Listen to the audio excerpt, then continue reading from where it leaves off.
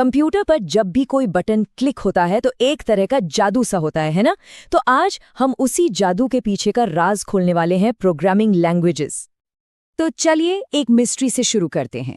एक प्रोग्रामर वो कुछ लिखता है जो देखने में तो बस इंस्ट्रक्शंस की एक लिस्ट लगती है, बिल्कुल किसी रेसिपी की तरह।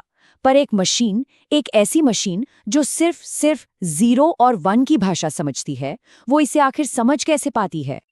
तो देखिए, एक तरफ है इंसानों का लिखा हुआ कोड जिसे कोई भी आसानी से पढ़ सकता है, और दूसरी तरफ है वो भाषा जो कंप्यूटर असल में समझता है, मतलब 0 और 1 की एक लंबी सी चेन, जिसे कहते हैं मशीन कोड। तो सवाल ये है कि इन दोनों के बीच की दूरी को, इस गैप को भरा कैसे जाता है?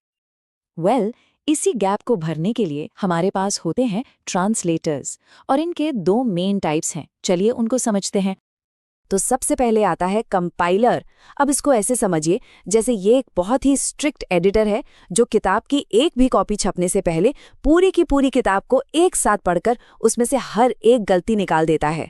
और हाँ, कंपाइल की हुई लैंग्वेजेस ना अक्सर बहुत तेज होती हैं, तभी तो गेमिंग और जो हाई परफॉर्मेंस सॉफ्टवेयर होते हैं उनमें इनका खूब इस्तेमाल होता है। तो कंपाइलर का जो अप्रोच है ना, वो एकदम ऑल और नथिंग वाला है। ये पूरे के पूरे प्रोग्राम को एक ही बार में चेक करता है, और अगर इसे एक भी छोटी सी गलती मिल गई तो बस ये वहीं पर रुक जाता है। लेकिन अगर सब कुछ परफेक्ट है तो ये फटाक से पूरे कोड को मशीन कोड में बदल देता है। अब आता है दूसरा वाला, इंटरप्रेटर। ये बिल्कुल एक लाइव ट्रांसलेटर की तरह है, जैसे किसी कॉन्फ्रेंस में होता है ना, जो पूरी स्पीच खत्म होने का इंतजार नहीं करता, बल्कि हर एक लाइन को सुनते ही फौरन ट्रांसलेट कर देता है। और यही वजह है कि ये लैंग्वेजेस ज़्यादा फ्लेक्सिबल होती हैं, और इसीलिए वेब डेवलपमेंट और डेटा साइंस जैसी फील्ड्स में ये काफ़ी पॉपुलर है। और देखिए, यही इन दोनों में सबसे बड़ा फ़र्क है। इंटरप्रेटर इंतज़ार नहीं करता, वो बस एक लाइन पढ़ता है, उसे ट्रांसलेट करता है, उसे चलाता है, और फिर अगली लाइन पर चला जाता है। मतलब ये एक कंटिन्यूअस प्रोसेस है जो चलता रहता है। तो ये बार बार सिंटैक्स चेक करने की बात हो रही है। ये सिंटैक्स आखिर है क्या? ये कुछ नहीं, बस प्रोग्रामिंग लैंग्वेज के ग्रामर के रूल्स हैं। बिल्कुल वैसे ही जैसे हिंदी में हम कहते हैं मैं सेब खाता हूँ, ये सही है। लेकिन अगर कोई कहे मैं खाता सेब हूँ, तो ग्रामर के हिसाब से ये गड़बड़ है।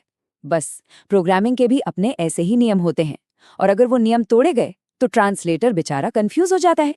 अब इस ट्रांसलेशन प्रोसेस की वजह से ना एक बहुत बड़ी प्रॉब्लम खड़ी हो गई थी। होता ये था कि एक कंप्यूटर के लिए कोई प्रोग्राम लिखो और वो दूसरे कंप्यूटर पे चलता ही नहीं था, मतलब पूरी मेहनत बेकार। लेकिन फिर एंट्री हुई जावा की, एक ऐसी लैंग्वेज जिसने आकर सब कुछ बदल दिया। देखिए, जो पुरानी लैंग्वेजेस थीं जैसे C++, वो किसी एक ही ऑपरेटिंग सिस्टम के लिए कोड बनाती थीं, मान लीजिए सिर्फ विंडोज़ के लिए।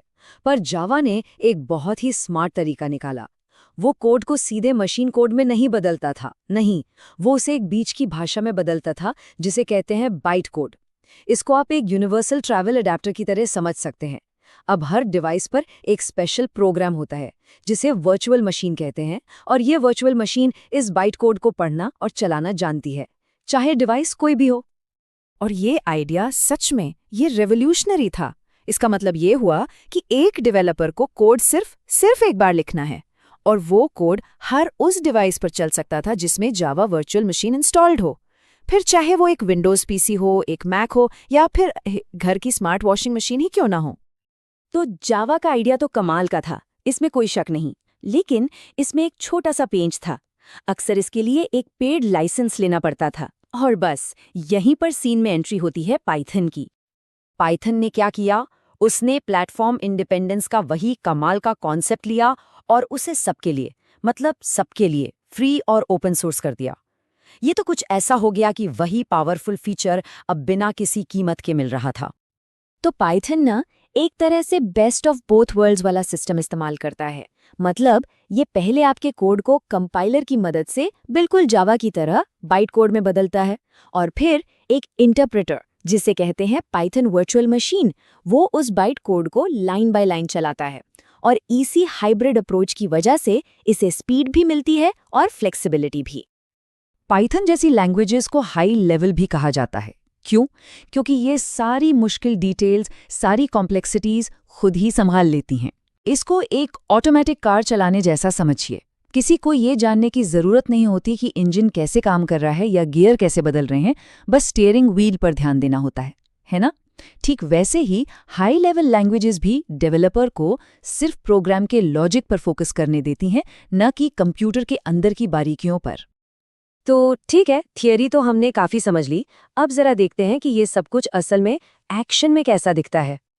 तो ये रहा पाइथन के एडिटर में लिखा हुआ एक बहुत ही सिंपल सा प्रोग्राम। इसमें ज्यादा कुछ नहीं है, बस एक नाम और एक उम्र को स्टोर करके उन्हें स्क्रीन पर दिखाने के लिए कुछ क्लियर इंस्ट्रक्शंस दिए गए हैं। और अब देखिए, जैसे ही रन बटन दबाया जाता है, वो पूरी की पूरी प्रोसेस जिसके बारे में हमने इतनी देर बात की, कंपाइलिंग फिर इंटरप्रेटिंग, वो सब कुछ पर्दे के पीछे 1 सेकंड से भी कम वक्त में हो जाता है। और नतीजा ये है कि हमारा प्रोग्राम ठीक वही करता है जो हमने उसे करने को कहा।